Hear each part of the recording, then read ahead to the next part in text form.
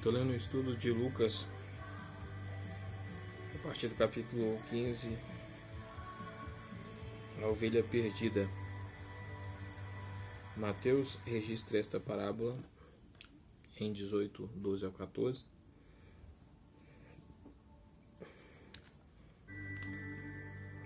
Mas em um contexto diferente e com uma conclusão diferente.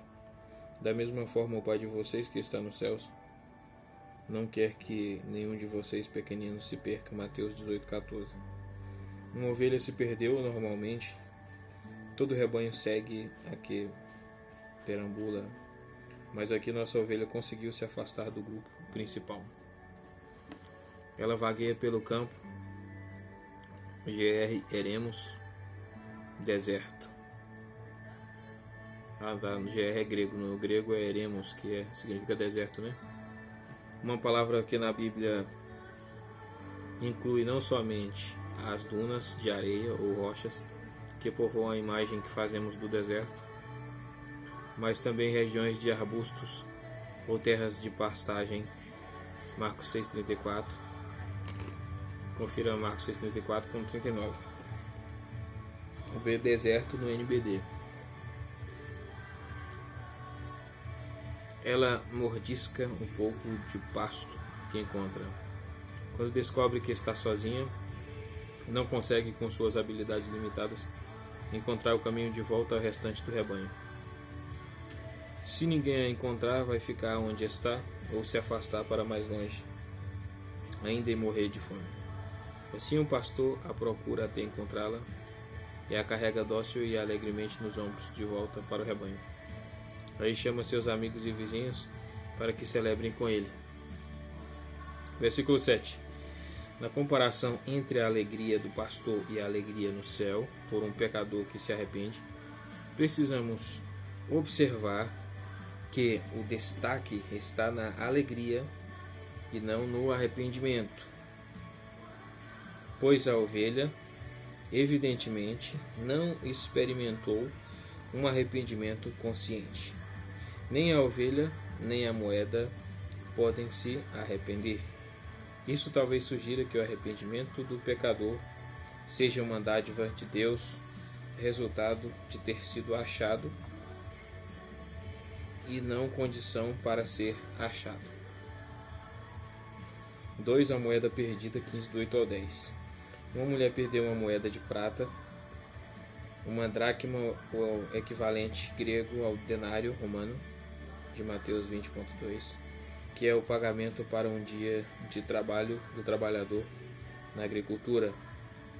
No total, 10 dracmas sugerem as economias de uma mulher pobre, e não somente o dinheiro para as despesas da casa.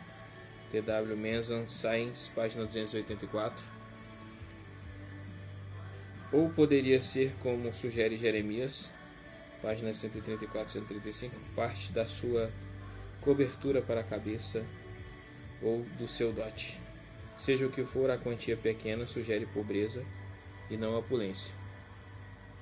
Versículo 8. Não acende uma candeia, pois as casas dos pobres na Palestina não são bem iluminadas, tendo apenas janelas minúsculas. Ela vira a casa de ponta cabeça e não descansa até encontrar a moeda. Versículo 9. Como a história anterior, essa também termina em celebração com amigos e vizinhos. Versículo 10. Precisamos entender que Deus não é menos persistente do que os homens e as mulheres na busca do que ele perdeu, nem menos jubilante quando a sua busca é bem sucedida. 3. O filho pródigo, 15, do 11 ao 32. A terceira parábola provavelmente é a mais conhecida e amada de todas que o nosso Senhor contou. Dando sequência ao tema das primeiras duas, vai muito além do tema das primeiras duas. Não, li errado. Dando sequência ao tema das primeiras duas, vai muito além do tema delas em diversos aspectos. Letra A. O que está perdido nessa ocasião é uma pessoa, um filho obstinado e rebelde. Letra B. Segue, portanto, que a parte de quem procura é muito maior. Ele não somente procura, mas também perdoa e reconcilia. C. Enquanto a celebração acerca do vilão arrependido, há também a conduta tosca do irmão mais velho. É uma parábola com 2 pontos principais. Versículo 11. Um homem tinha 2 filhos. A designação da parábola como do filho pródigo é consagrada pelo uso há muito tempo, mas na verdade é inadequada, pois a atenção é dirigida a 3 personagens, não somente ao filho mais novo, sua notória insensatez e o amor insuperável do seu pai tornam a primeira parte da história inesquecível. É verdade, mas é o episódio do filho mais velho que diz aos fariseus e escribas que estão ouvindo: vocês são o homem. Versículo 12. Pai, quero a minha parte da herança. O filho mais novo queria usar o cheque especial, o mais velho uma conta corrente. Havia 2 formas em que o pai judeu podia passar suas posses aos filhos: por um testamento que se tornava válido na sua morte, ou por uma escritura de doação enquanto ainda estava vivo.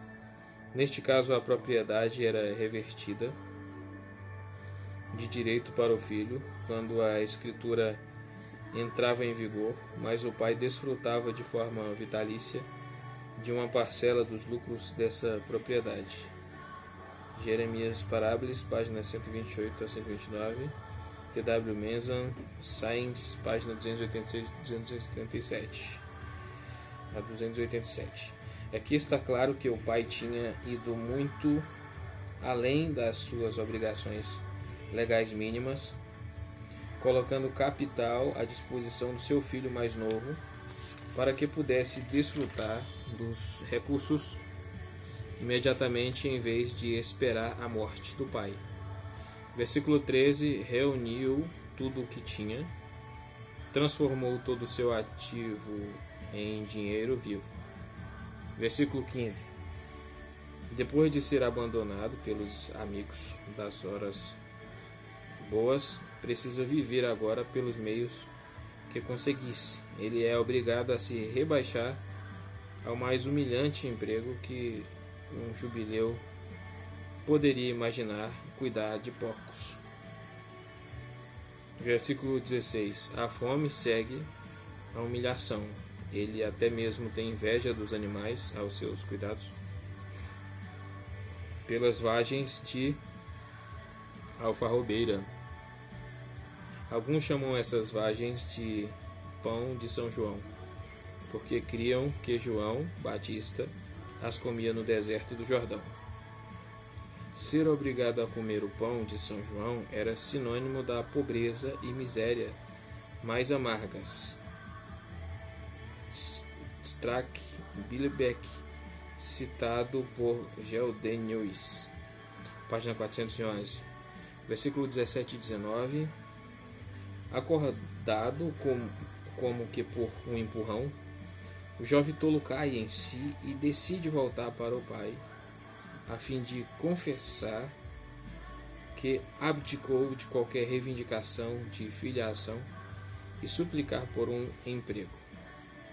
Versículo 20. Estamos ainda longe, seu pai o viu, correu e o abraçou e beijou. No começo, a ênfase, como nas 2 parábolas anteriores, está totalmente na alegria do pai. Examinando cuidadosamente o horizonte longínquo, ele vê o objeto de tantas orações. A alegria dele é tamanha que ele corre dificilmente um procedimento digno de um idoso oriental, e interrompe a fala bem ensaiada do filho. Assim, o pedido de um emprego de escravo deixa de ser pronunciado, mas o pai adivinha o que está no coração do seu filho. O filho, aliás, deveria ter conhecido melhor o seu pai. Ele é saudado como um filho amado. Os servos recebem a ordem de vestir o filho com a melhor roupa, separada para o convidado de honra. dar-lhe o anel da autoridade e os calçados da paz. Escravos não possuíam calçados, e de matar o novilho gordo para que todos pudessem participar da alegria do Pai. Versículo 24. Assim o filho é colocado na sua posição anterior. Alguns estudiosos dizem que essa parábola não está em concordância com o ensino geral de Jesus no Novo Testamento, pois apresenta o perdão sem sacrifício, ou até que temos aqui o ensino inicial e original de Jesus, antes que fosse sobrecarregado de teorias de expiação. Esse ponto de vista, no entanto, pressupõe que cada parábola é um compêndio completo de teologia, uma teoria que não pode ser provada. Em geral, uma parábola destaca um ponto e o torna claro, ou raramente, como neste caso, 2 pontos. A primeira parte dessa parábola destaca a verdade que o arrependimento genuíno deve preceder o perdão. O pai não espera para ouvir o que o filho tem a dizer, pois ele consegue discernir em todo o comportamento do filho uma atitude mudada. O jovem que havia partido da casa com exigências volta suplicando. Entre parênteses, faze-me, versículo 19, na Bíblia ARC. Versículo 25 a 32. Com suprema maestria, Lucas muda toda a atmosfera e começaram a festejar o seu regresso. Enquanto isso, o filho mais velho estava no campo. O filho mais velho ouve o barulho da festa e friamente permanece do lado de fora enquanto pergunta o significado de toda aquela festa.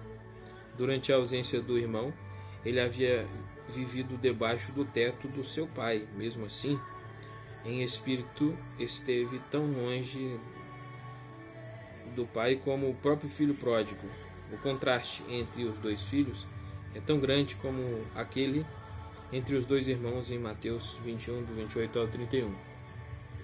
A hostilidade do irmão mais velho explode a censura do narrador, segundo a qual o irmão tinha sido culpavelmente extravagante. Ele acrescenta, sem dúvida, com base na sua imaginação enciumada, a acusação de que o irmão conviveu com as prostitutas. Versículo 30. Seu modo pouco amável contrasta de forma brutal com a cortesia do seu pai. Então seu pai saiu e insistiu com ele. Versículo 28. E lhe falou acerca deste teu irmão. Versículo 32. O filho mais velho havia falado dele de forma rude. Esse teu filho. Versículo 30. Por meio de toda a sua atitude, o filho mais velho revela seu parentesco com o fariseu, de Lucas 18, 11, 12. Toda a parábola aponta de forma severa para os fariseus na plateia de Jesus, que longe de se alegrarem porque os marginalizados estavam encontrando bênçãos, o criticavam. Este homem recebe pecadores e come com eles. Versículo 2. Letra H, ensinando os discípulos. 16 do 1 ao 17. Não, tá errado. 16, 1 a 17, 10. Isso. A multidão parece ter se dispersado, embora os fariseus ainda estejam ouvindo. Versículo 14.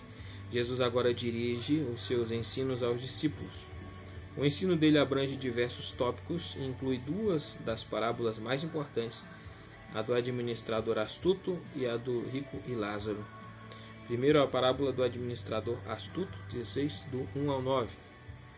Na primeira leitura, essa parábola é como um choque, visto que parece defender o perfeito vilão como modelo a ser imitado, o que sem dúvida erra completamente. Uau!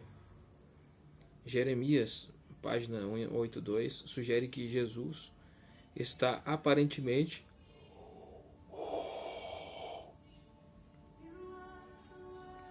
tratando de um caso real que lhe havia sido relatado. Mas seja como for, a história está repleta de dificuldades, embora muitas delas tenham surgido em virtude de se tratar a história como uma alegoria e se tentar enxergar um significado em cada detalhe. A figura central é chamada de administrador desonesto, versículo 8, e há diversas opiniões acerca do que o torna desonesto. Alguns sugerem que sua desonestidade já havia sido destacada antes de a história ser contada e tinha causado a sua demissão. De acordo com esse ponto de vista, a narrativa conta dos seus esforços de corrigir o prejuízo. GB Caid, página 186 a 187. Apresenta um relato interessante dessa forma de ver a história e sugere que a redução da dívida não paga seja apenas o cancelamento dos juros, levando a conduta do administrador a concordar mais com o ensino do Antigo Testamento acerca dos juros abusivos, daí a aprovação. Há pouca probabilidade de acerto na interpretação dispensacionalista de J.N. Darby. Israel era o administrador de Deus, colocado na vinha de Deus.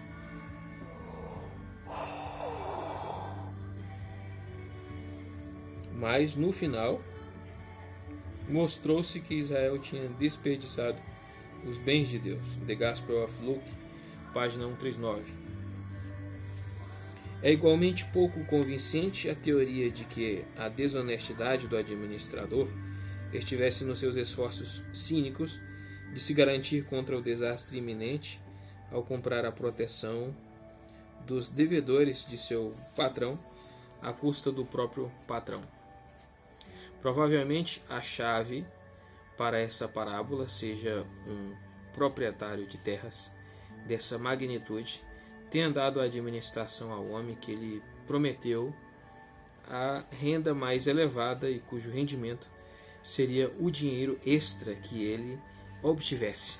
A desonestidade do administrador consistia em que ele estava desperdiçando seus bens do patrão ao querer espremer demais das propriedades.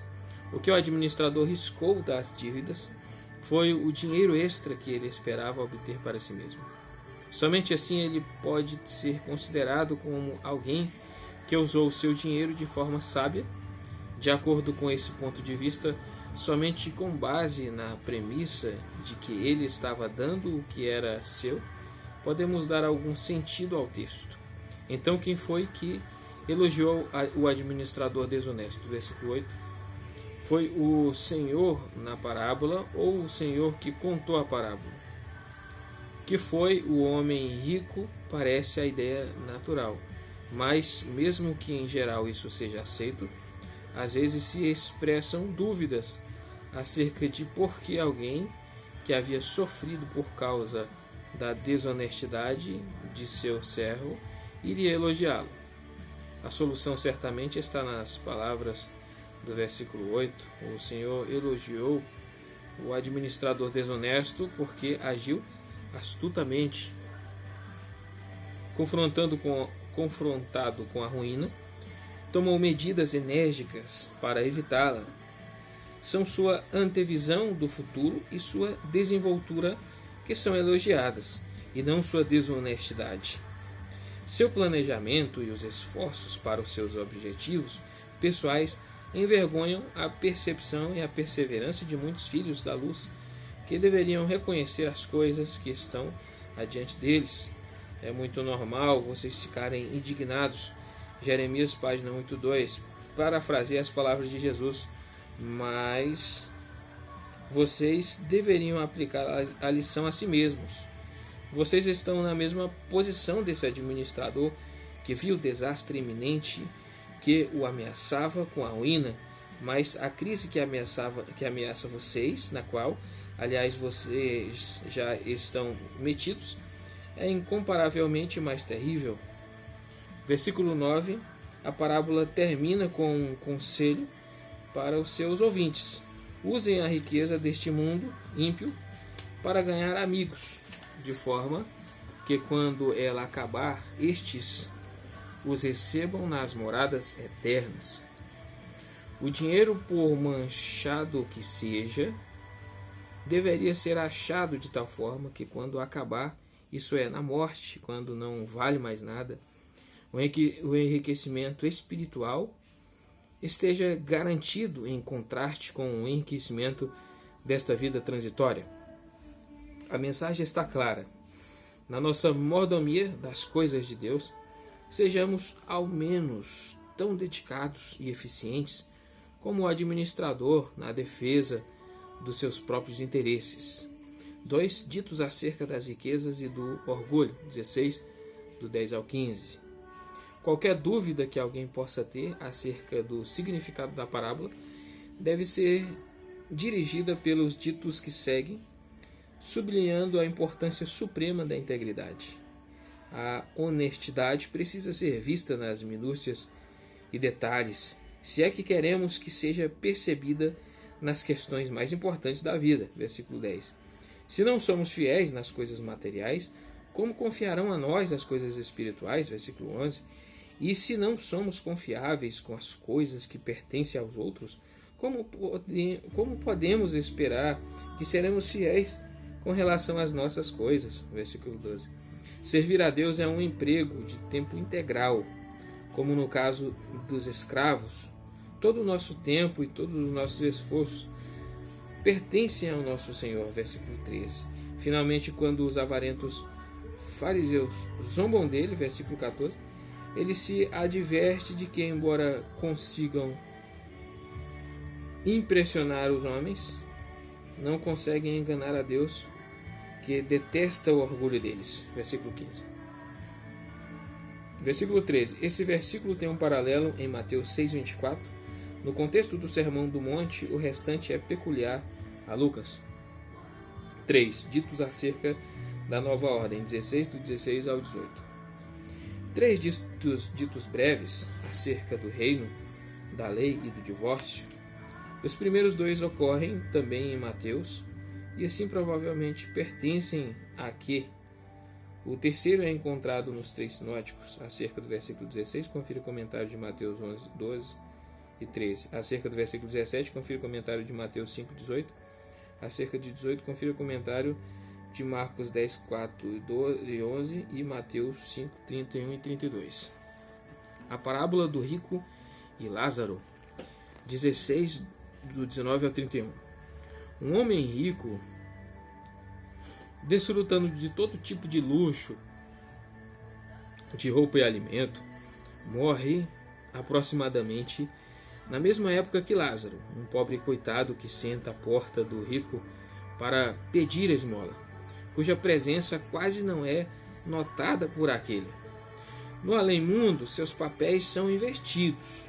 O mendigo desfruta da felicidade junto de Abraão, enquanto o rico foi ao Hades, onde estava atormentado. Mesmo nessa condição, ainda quer ordenar que Lázaro faça trabalho e serviço para ele, mas Abraão destaca que o rico já teve mais do que a sua parcela justa de coisas boas, e além disso, o trânsito entre os dois lados é absolutamente impossível.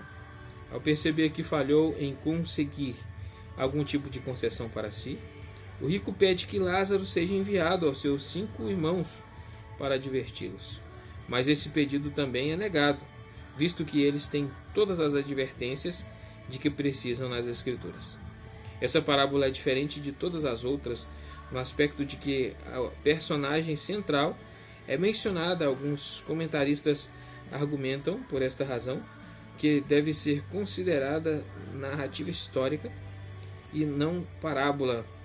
Mas esse ponto de vista, a parte do fato de que todas as parábolas narrativas provavelmente falam de eventos que de fato aconteceram, ignora o elemento do simbolismo que está bem evidente na história. As expressões junto de Abraão, grande abismo, e este lugar de tormento, não devem ser forçadas demais em seu sentido literal material. E seria muito imprudente tentar descrever a vida após a morte, com base nos detalhes descritos aqui. Alan Richardson diz isso corretamente. O objetivo da parábola não é nos familiarizar com os detalhes da vida por vir, mas confrontar-nos com nossa tarefa nessa vida. A Theological Word Book of the Bible, 1950, página 107. Certas verdades concernentes à vida por vir são, no entanto, destacadas inescapáveis na parábola. Em primeiro lugar está o caráter final e decisivo da morte como destino humano. O estado da alma individual depois da morte é determinado irrevogavelmente durante esta vida. Em segundo lugar, seja o que estiver representando na linguagem simbólica, a parábola ensina claramente que o destino dos justos é a infinita felicidade e dos ímpios a aflição indescritível.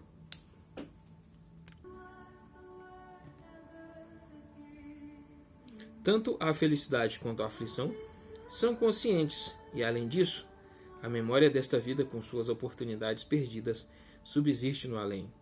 Em terceiro lugar, além da insistência na realidade das diversas condições após a morte, há uma insistência equivalente, na verdade, de que para todos os homens há orientações suficientes do caminho para o céu nas Escrituras. Versículo 19. Havia um homem rico. O seu nome não é apresentado. Não importa quem era. Parece se encaixar na descrição de um saduceu. Ele é abastado, veste roupas que são adequadas ao seu elevado nível social. Um materialista de mão cheia, cuja filosofia parece ser comamos e bebamos porque amanhã morreremos. Ele também é um racionalista que não acredita na vida após a morte, mais do que os irmãos que ele quer despertar tarde demais para a verdade.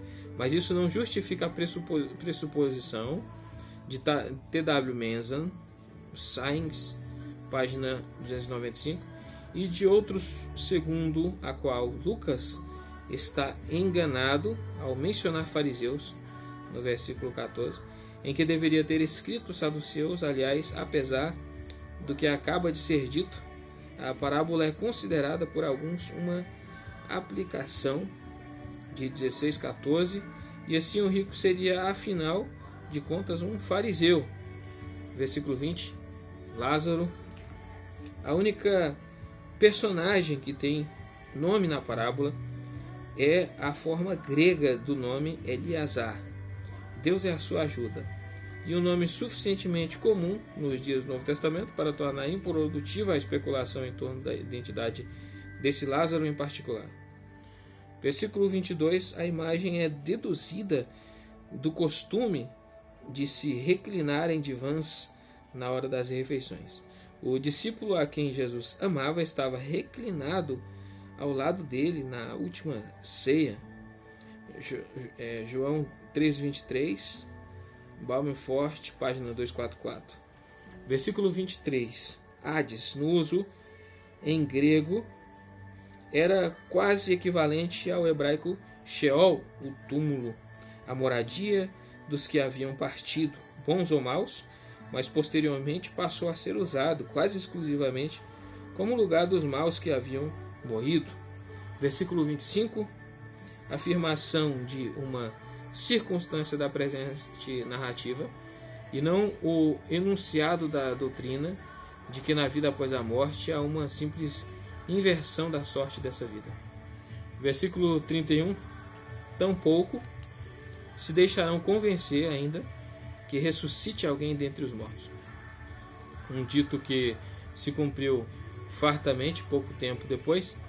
A maioria dos judeus não se deixou convencer quando o próprio Jesus ressuscitou dos mortos.